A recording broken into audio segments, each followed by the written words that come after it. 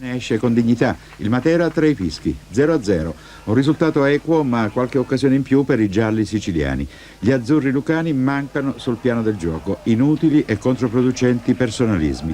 Mai una trama efficace e il Giarre ne trae tutti i vantaggi con una difesa corta e un centrocampo ordinato e pronto a riversarsi in blocco sulla tre quarti avversaria ogni volta che ne ha l'opportunità. E Ghio, l'allenatore dei siciliani, è soddisfatto. Sì, sono soddisfatto dei miei giocatori, un po' meno del risultato, anche perché i 3 punti sono pesanti in certe situazioni, bisogna saperli prendere e approfittare magari se c'è un attimo di tracollo da parte degli avversari.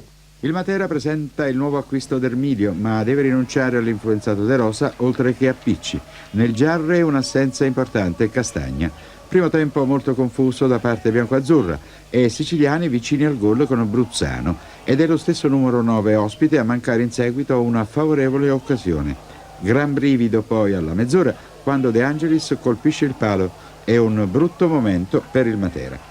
Ripresa, Lucani più determinati e convinti, Giarre che fiuta il pericolo e si fa più guardingo. Al quarto d'ora Masciarelli manca di poco il gol di testa. Quasi a metà tempo Di Benedetto fa appello alla panchina e inserisce Visciglia e Losacco, un pizzico di vivacità in più nella squadra biancoazzurra, ma manovra sempre frammentaria.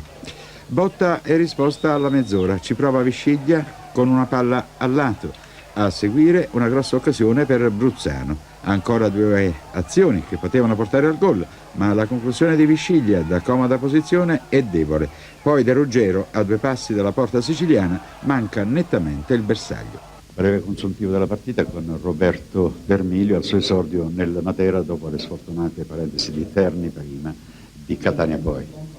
Sì, è stata la prima partita, volevamo assolutamente cercare di vincerla, non ci siamo riusciti. Nel primo tempo abbiamo un po' così balbettato, nel secondo sicuramente migliori, più determinati, però non siamo riusciti a trovare la stoccata vincente per vincere la partita. Cos'è mancato in particolare alla squadra contro il Giarre? Ma cos'è mancato? C'è stata da parte di tutti una grossa determinazione, una grossa buona volontà, però alcune volte siamo andati vicini al gol, anche se non in maniera proprio lampante, però ci sono state delle palle in aria pericolosissime e non siamo riusciti a buttare dentro. Cos'è mancato? Adesso magari così cercheremo di analizzare un attimino più tranquillamente la partita e trovare eventualmente i problemi che ci sono stati, risolverli.